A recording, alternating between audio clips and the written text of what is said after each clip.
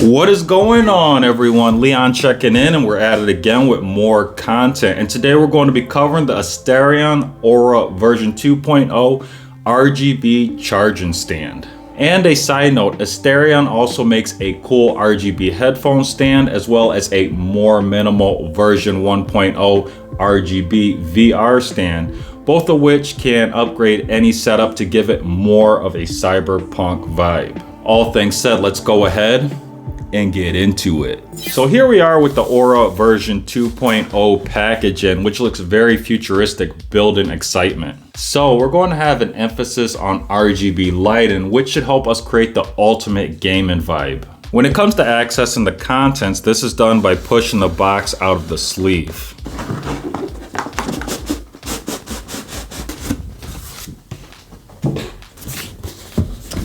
We can then open the lid. Now, presentation is going to be very simple here with the product protected in styrofoam. Contents are going to include product information, the stand, the base, a USB-C to USB-C cable, and a USB-A to USB-C cable. Now, there is a small side note for the base. It looks like at this time the base is only available in this white color option. But if you have the version 1.0 stand, these pieces should be interchangeable per Asterion. So let's go ahead and cover assembly. So I'm going to start by removing the plastic film that's on the stand itself. And the only con that I found with these kinds of stands is obviously going to be that they are fingerprint magnets. So when we are doing the assembly, you want to make sure that you do your best not to touch the stand portion itself. And we're going to have plastic film on both the front and the rear. But overall, because this is made of acrylic, we're going to have this really cool futuristic minimal design. It's going to be see-through, so if you like anything that looks very futuristic or cyberpunk, this is a stand for you. Then we're going to take the stand, again handling it very carefully because we don't want to get any fingerprints on it. And I'm going to try to do a side angle. The stand is going to slide into the base just like so. Now, my experience with the version 1.0 is going to tell me that this portion may be a little bit more difficult to slide into place, but this was actually very easy. And this is essentially the assembly portion here. Now, of course, we would have to plug in our power cable, which will be in the back there with the USB-C port, and that's going to power the stand and allow us to change colors. And then if we want to charge our headset or other devices, we would use the USB-A to USB-C cable. We'd plug the USB-A portion here into the side of the stand and then connect the USB-C portion to the device we want to charge. So overall, this is very, very simple to set up, to assemble. You can get up and running, as you've seen in this video, in just a few minutes. But let's go ahead and demo it. So here we are with the Asterion Aura version 2.0 completely set up, plugged in, and ready to go. So first we're going to have our power button in the front.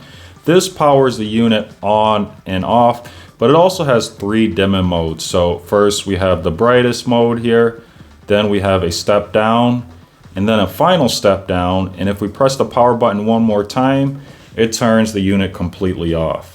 But if we power back on, we can get a quick view of how the light transfers throughout all of the acrylic.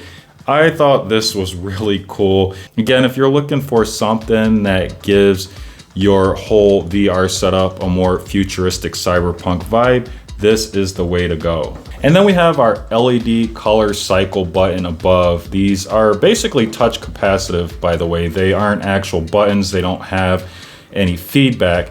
But as we tap the color cycle, we're going to have 15 color options.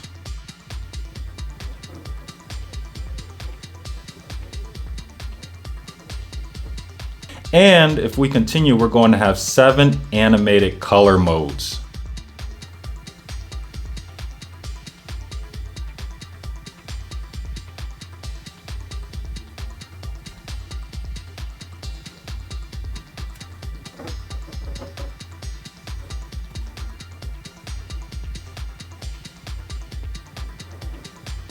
And once we've cycled through all the color modes, pressing it again brings us back to the beginning of the color options. But let's go ahead and try it with some VR headsets. So here I have the Meta Quest 2, and Asterion states that this should also work with controllers with grips installed. And I'm going to try to do this so that the strap doesn't get in the way.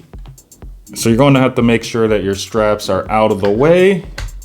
But this holds everything really nice here. Again, this is the Meta Quest 2. Looks really good. And then we have the Meta Quest Pro, and this is going to look really good as well. Again, we're going to have the controllers with the grips installed.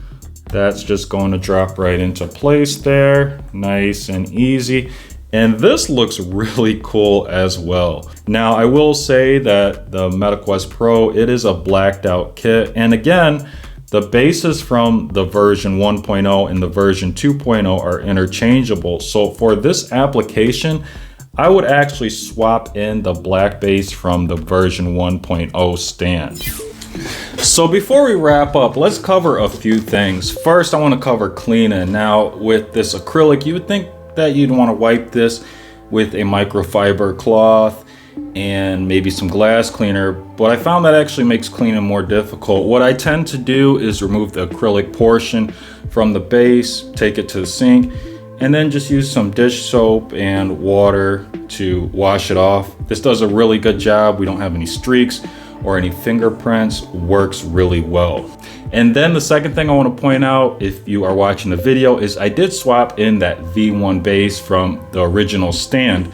This works really good with the Meta Quest Pro because, again, the Quest Pro is a completely blacked out kit, and that black base works really well here. But there's going to be some cons. So first, that V1 base, it has a micro USB port, so it's not Type-C, and it's a bit more basic in features. We don't have the 3 dimming modes, and we're missing a lot of the animations. Just something to think about. So I'm still hoping that Asterion will have this whole kit in an alternative color, the black base. That way we can get all those features as well. But overall, this kit looks really cool. It's a futuristic way to display your headset. It's almost like an art piece too. I like the way the acrylic is shaped, how it holds the controllers as well. That is also a plus, an upgrade from their V1. Overall, it's just a great kit. So that is it for today's content. As always, thanks for watching, and may the universe flow in your favor. And until next time, Leon checkin out.